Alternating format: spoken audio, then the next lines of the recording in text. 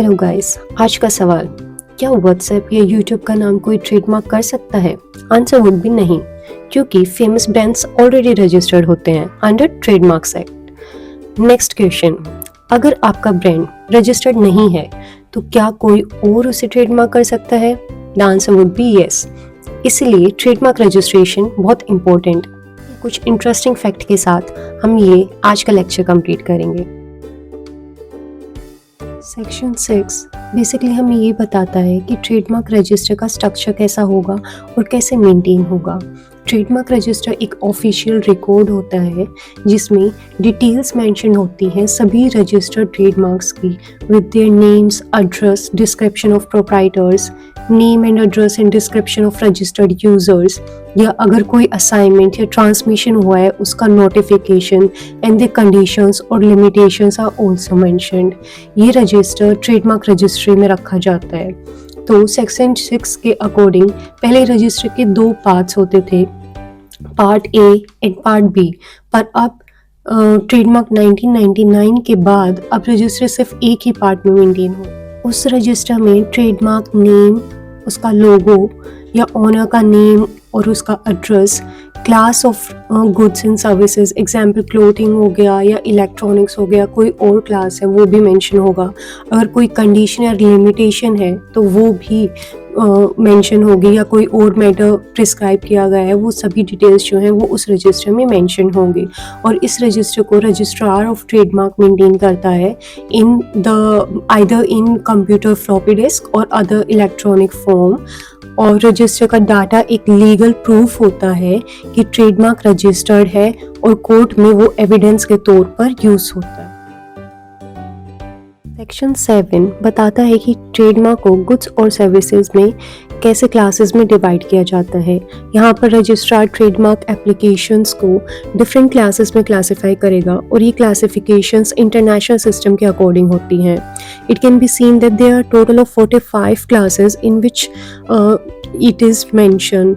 For instance, from class 1 to 34 it is related to the goods and products, and from the class 35 to 45 it is related to the services. For instance, the clothes are mentioned in class 25, mobile phones in class 9, advertising services in class 35, and the education services in 41. So in simple terms, her product का अलग class होता है और trademark उस class के under register होता है। अगर ऐसा कोई भी क्वेश्चन अराइज होता है कि किस क्लास में गुड और सर्विसेज फॉल करेगा, तो फाइनल से उसमें रजिस्ट्रार का ही होता है। सेक्शन 8 के अकॉर्डिंग रजिस्ट्रार जो है वो classification of goods and services की एक लिस्ट पब्लिश करेगा और पब्लिक को वो अवेलेबल करवाएगा। The essence behind is that the people easily get to know कि कौन सा प्रोडक्ट और सर्विस किस क्लास में आता है, और in other words it is for the transparency and clarity for public. Section 9 बताता है कि कौन से ट्रेडमार्क रजिस्टर नहीं हो सकते, चाहे कोई सिमिलर ट्रेडमार्क एग्जिस्ट करे या ना करे। इसलिए इसे कहते हैं absolute ground for refusal. Absolute ground का मतलब होता है ट्रेडमार्क खुद ही इतना वीक या डिस्क्रिप्टिव या मिसलीडिंग है, यानी प्रॉब्लम ट्रेडमार्क की नेचर में है, ना कि किसी दूसरे ट्रेडमार्क से कॉन्फ्लिक्ट में। 9 क्लोज में 1 बात करता है कि marks which are not registrable. First, it talks about the marks which are lacking distinctiveness. That means जो मार्क गुड या फिर सर्विसेज को आइडेंटिफाई नहीं करता और विच आर कॉमन वर्ड्स और symbols.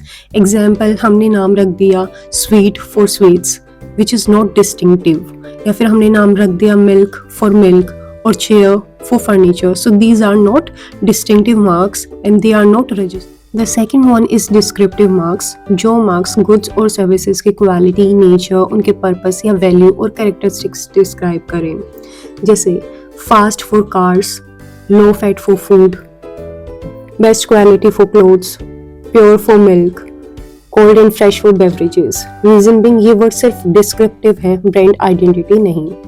The third one is marks customary in trade, यानी जो words trade में commonly used होते हैं, example super, premium, gold, they cannot be registered alone. Reason being ये words business में common हैं, किसी एक कंपनी का exclusive right नहीं।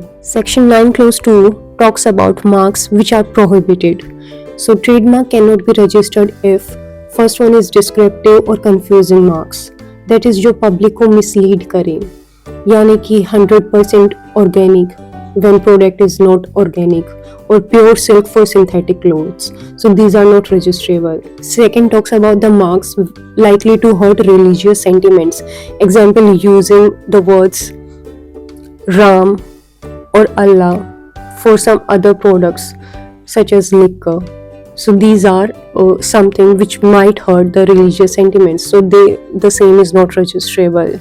So in the case of Lal Babu Priyadarshi versus Amritpal Singh 2015, issue was with respect to Ramayan as trademark. So it was held that religious text name cannot be registered. Third is scandalous or obscene marks, that is जो immoral या offensive हो. Example, vulgar words as trademark cannot be obtained. The fourth is prohibited by laws. For instance, use of national emblem without permission is not allowed. Section 9 clause 3 deals with the shape marks. So trademark cannot be registered if it consists exclusively of shape resulting from nature of goods. For example, shape of banana for bananas, or shape necessary to obtain technical results. For instance, shape of key, or the shape giving substantial value to goods. For instance, the artistic shapes of jewelry. So in short, the trademark which cannot be registered as per section 9 are any common words which describe products widely used in trade, any misleading or descriptive, or which might hurt sentiments, or which is vulgar, or any functional shape. So these are not registrable as per section 9. And section 9 ensures only strong and distinctive trademark are registered. Public is not misled. Common words remain free for everyone. Religious and moral values are. As per section 10 बताता है कि trademark registration में colour का क्या role है. So as per section 10 clause में 1, अगर trademark register करते वक्त कलर मेंशन नहीं किया गया तो ट्रेडमार्क सभी कलर्स के लिए रजिस्टर्ड माना जाएगा. दैट इज अगर एप्लीकेंट कलर स्पेसिफाई नहीं करता तो मार्क कलर restrictions के बिना प्रोटेक्ट होता है, and owner can use it any color being red, blue, black, etc. So as per section 10 clause 2, अगर ट्रेडमार्क रजिस्ट्रेशन में स्पेसिफिक कलर क्लेम किया गया है तो ट्रेडमार्क सिर्फ उसी कलर कॉम्बिनेशन के लिए प्रोटेक्टेड होगा और यहाँ कलर रिस्ट्रिक्शन लग जाती है. In the case of Colgate, Palmolive Company versus Anchor Health and Beauty Care Private Limited 2003, the issue was with respect to red and white color combination of toothpastes. So it was held that color combination can acquire distinctiveness, and if color is distinctive, it can be protected. Section 11 बताता है कि trademark कब register नहीं होगा. So it talks about relative grounds for refusal, and it was not to be registered अगर वो पहले से ही registered या existing trademark से similar हो. Here the conflict is with existing marks and not in mark itself. Section 11 clause में 1 talks about the trademark register नहीं होगा if there is identity or similarity of marks and there is identity or similarity of goods or services in order to prevent confusion or deception among public. For instance, the identical marks are those which are same trademark. Example, existing trademarks is Sony. So now new application is filed for Sony. So that is identical mark. The similar marks are slightly different but similar. Similar in way of sounding or looking. For instance, Amul, AMUL is a trademark which is already registered. Now new application is filed for Amul, AMWOL, so that will not be allowed.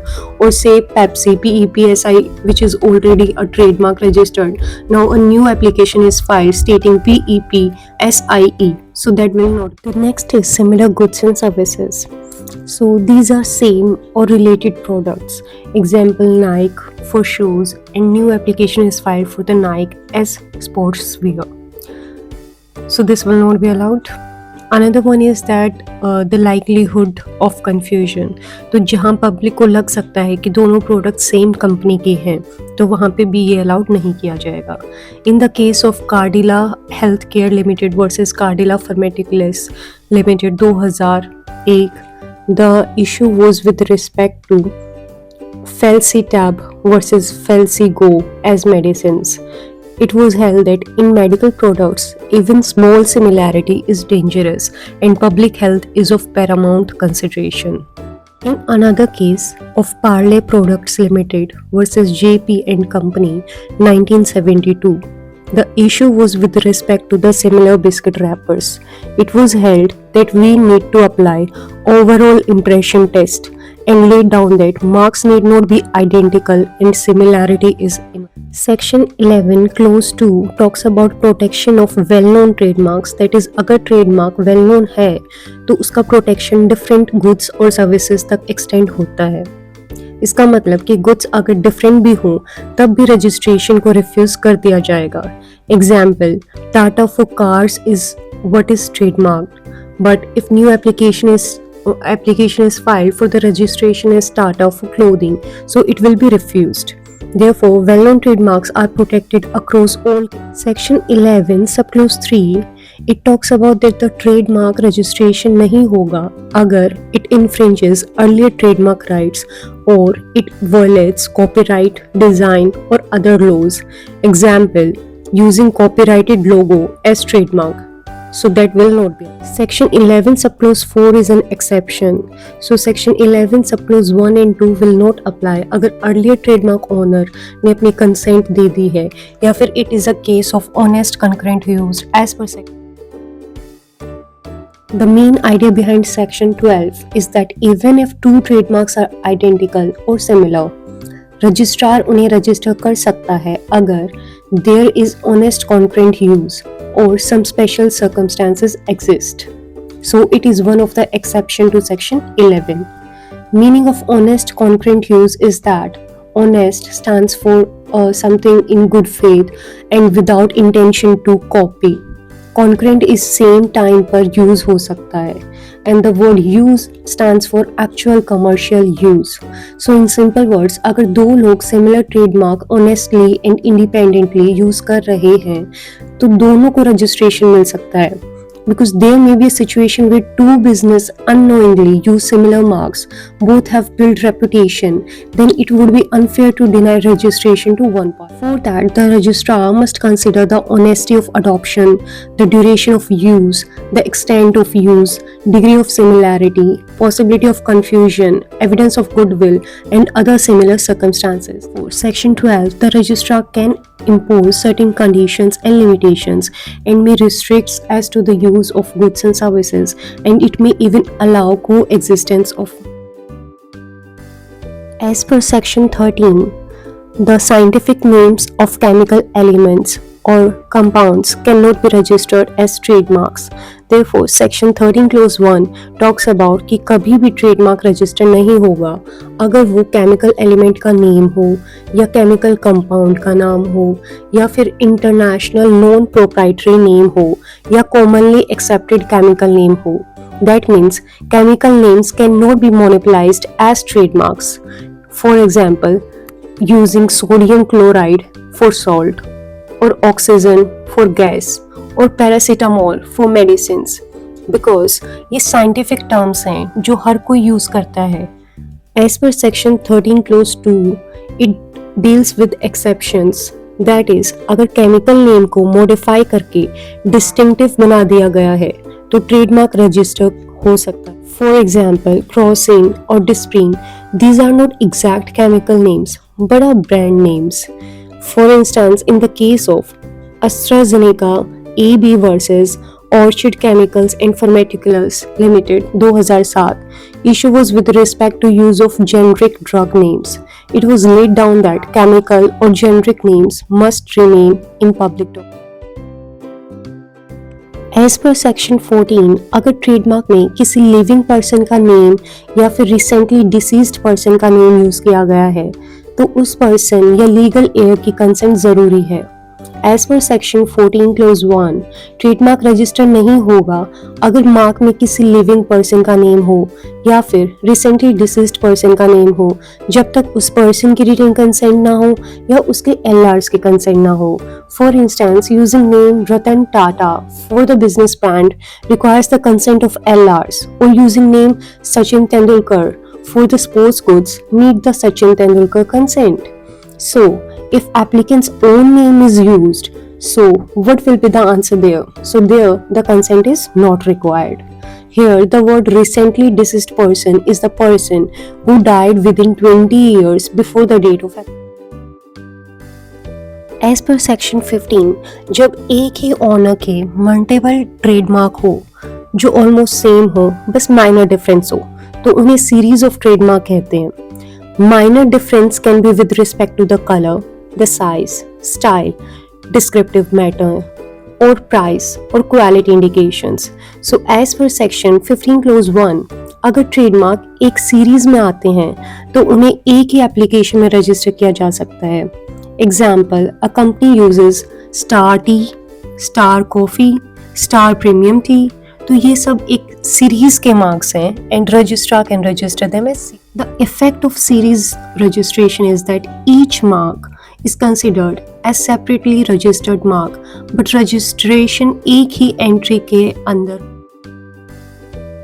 Now, section 16 deals with the associated trademarks, यानी जब एक ही honour के multiple trademark हो जो similar हो और confusion create कर सकते हैं तो रजिस्ट्रार उन्हें एसोसिएटेड ट्रेडमार्क डिक्लेयर करता है। Purpose is to prevent confusion among public at large and also to properly control trademark rights. The marks are associated अगर एक proprietor के trademark identical हो, nearly resemble करते हों या same या similar goods or services के लिए हों। So the effect of associated trademark is that एक मार्क का assignment दूसरे मार्क के साथ ही होगा, एक मार्क को सेपरेटली ट्रांसफर नहीं किया जा सकता और रिन्यूअल भी लेट होता है। एग्जाम्पल, अगर सन और सन गोल्ड एसोसिएटेड हैं तो सन को किसी और के को ट्रांसफर नहीं किया जा सकता विदाउट। सेक्शन 17 बताता है कि जब एक कंपोजिट ट्रेडमार्क रजिस्टर होता है तो राइट्स का स्कोप क्या होता है। Composite mark is that trademark जिसमें मल्टीपल एलिमेंट्स होते हैं। एग्जाम्पल, वर्ड्स के साथ लोगो होना या सिंबल्स के साथ वर्ड्स होना या डिवाइस के साथ नेम होना। फॉर इंस्टेंस, कोई एक ट्रेडमार्क है जिसका नाम है सनशाइन प्लस उसके साथ में एक लोगो बना दिया सन का, तो ये कंपोजिट मार्क की कैटेगरी में होगा। एज पर सेक्शन 17 क्लोज 1, जब ट्रेडमार्क रजिस्टर होता है तो प्रोप्राइटर के राइट्स पूरे मार्क पर मिलते हैं, not on individual parts. That is owner cannot claim exclusive rights on separate part of the mark. For instance, the trademark is registered with Royal tea, so the owner cannot claim exclusive right over Royal alone or the tea alone. Section 17 clause 2 deals with exception, that is, अगर trademark के किसी part पर disclaimer दिया गया हो या part is common और non distinctive तो उस पार्ट पर एक्सक्लूसिव राइट नहीं मिले। For example, the trademark is super soap. Here the word soap is common word, so the owner can not claim exclusive right over the